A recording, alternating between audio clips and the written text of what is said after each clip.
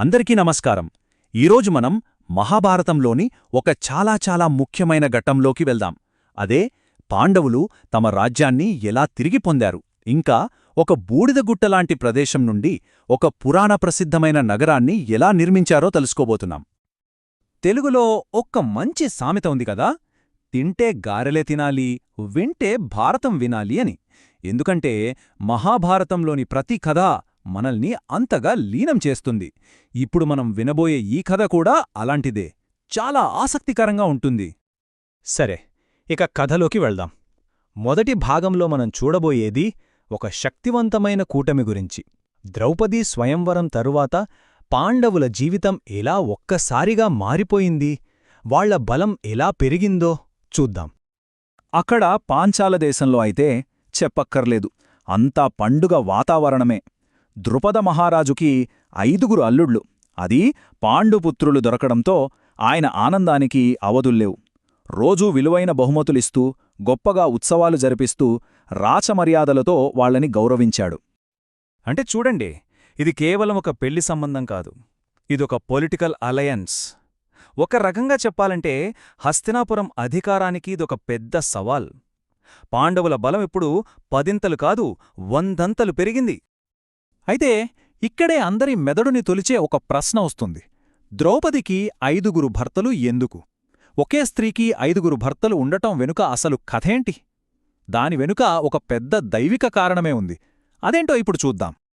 అసలు కథలోకి వెళ్తే ద్రౌపది తన పూర్వజన్మలో కాశీరాజు కూతురు. సరైన వరుడు దొరక్క పెళ్లి కాకుండానే ఉండిపోయింది.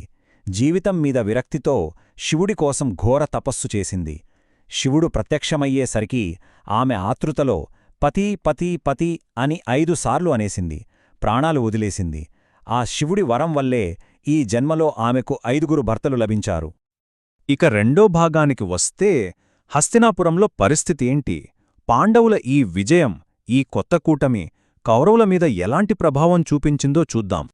ఈ స్లైడ్ చూస్తే మనకు స్పష్టంగా అర్థమవుతోంది 2 రాజ్యాల్లో పరిస్థితి ఎంత తేడాగా ఉందో. ఒకవైపు పాండవులు గౌరవాలు, సత్కారాలు అందుకుంటూ బలపడుతుంటే, మరోవైపు హస్తినాపురంలో దుర్యోధనుడు అసూయతో రగిలిపోతున్నాడు.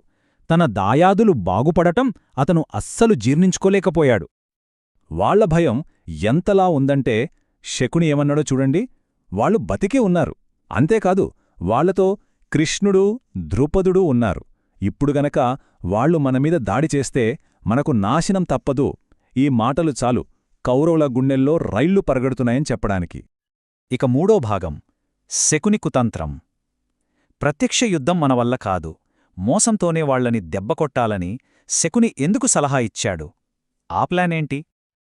శకుని ప్లాన్ చాలా సింపుల్ అండ్ డేంజరస్. అతను ఏం చెప్పాడంటే, 1 ఇప్పుడు యుద్ధానికి వెళ్ళొద్దు, వాళ్లతో కృష్ణుడు, ద్రుపదుడు, యాదవులున్నారు, మనం గెలవలేం. రెండోది, శాంతి అని చెప్పి వాళ్ళనిక్కడికి పిలుద్దాం, వాళ్ళు మన దగ్గరికొచ్చాక మన అదుపులో ఉన్నప్పుడు వాళ్ళని అంతం చేద్దాం. ఇది అతని కుటిలనీతి. అయితే దుర్యోధనుడు యుద్ధానికే మొగ్గు చూపాడు. కాని సభలో ఉన్న భీష్ముడు, ద్రోణుడు, విదురుడు లాంటి పెద్దలు ఒప్పుకోలేదు. ముఖ్యంగా భీష్ముడు వాళ్లు మనవాళ్లు, వాళ్ళ అర్ధరాజ్యం వాళ్లకివ్వాల్సిందే అని గట్టిగా చెప్పడంతో ధృతరాష్ట్రుడికి వేరే దారి లేకపోయింది. పైకి శాంతి ఒప్పందానికి ఒప్పుకున్నాడు. అలా అధికారికంగా పాండవులకు వాళ్ళ అర్ధరాజ్యం అంటే సగం రాజ్యం ఇస్తున్నట్టు ఆహ్వానం పంపారు. బయటకిది చాలా న్యాయంగా, గొప్పగా కనిపించింది. దీంతో పాండవులు, వాళ్ల మిత్రులు కూడా కౌరవులు నిజంగానే మారిపోయారని నమ్మేశారు. ఇక 4వ భాగం, శాపంగా మారిన వరం. పాండవులకు ఇచ్చిన ఆ సగరాజ్యం ఎలాంటిదో, ఆ గొప్ప బహుమతి వెనుక దాగున్న ఘోరమైన మోసమేంతో ఇప్పుడు చూద్దాం. అయితే వాళ్లు హస్తినాపురం బయల్దేరే ముందు ఒక ముఖ్యమైన సమస్య వచ్చింది. 5 అన్నదమ్ములు, ఒకే భార్య. ఎలాంటి గొడవలు రాకుండా వాళ్ల సంసారం ఎలా సాగుతోంది? దీనికి ఒక పరిష్కారం కనుక్కున్నారు. దీనికోసం వ్యాస మహర్షి వాళ్లకు తిలోత్తమ కథ చెప్పాడు. పూర్వం సుందోపసుందులు అనే 2 రాక్షస సోదరులు ఉండేవారు. వారి మధ్య విడదీయరాని స్నేహముండేది. అప్పుడు దేవతలు తిలోత్తమ అనే అప్సరసను సృష్టించి వాళ్ల దగ్గరికి పంపారు. ఆమె కోసం 2 కొట్టుకుని చనిపోయారు. అలాంటి పరిస్థితి మీ మధ్య రాకూడదంటే ఒక నియమం పెట్టుకోండి అని చెప్పాడు. ఆ నియమం ప్రకారమే ద్రౌపది ఒక్కో ఏడు ఒక్కో సోదరుడితో ఉంటుంది. ఆ సమయంలో వాళ్ల ఏకాంతానికి భంగం కలిగిస్తే వారు 1 సంవత్సరం అరణ్యవాసం చేయాలి. సరే, ఈ నియమాలతో వాళ్లు హస్తినాపురం చేరుకున్నారు. సభలో ధృతరాష్ట్రుడు అధికారికంగా ప్రకటించాడు, మీ పూర్వీకుల రాజ్యంలో సగభాగం ఇకపై మీదే, మీరే పరిపాలించుకోండి అని. కాని అసలు కథ ఇక్కడే మొదలైంది. వాళ్లకిచ్చిన ఆ సగభాగం ఏంటో తెలుసా? ఖాండవప్రస్థం. అదొక శపించబడిన బంజరు భూమి. అంతా రాళ్ళు, రప్పలు, విషసర్పాలు, రాక్షసులు ఉండే భయంకరమైన అడవి. ఇది కేవలం మోసం కాదు, పాండవులను ఎప్పటికీ కోలుకోలేని విధంగా దెబ్బతీయాలనే ఒక పక్కా ప్లాన్. ఇక చివరి భాగం, శిథిలాల నుండి ఇంద్రప్రస్థం. అంతటి ఘోరమైన మోసానికి గురైన పాండవులు దైవ సహాయంతో ఒక అద్భుతమైన నగరాన్ని ఎలా సృష్టించారో చూద్దాం. ఈ ద్రోహం చూసి భీముడికి రక్తం మరిగిపోయింది. ఇప్పుడే వెళ్లి కౌరవులందర్నీ చంపేస్తాను అని బయల్దేరాడు. కాని శ్రీకృష్ణుడాతన్ని ఆపాడు. కోపంతో కాదు, మన శక్తితో, దైవ సంకల్పంతో దీనికి సమాధానం చెప్పుదాం అని ఒక కొత్త దారి చూపించాడు.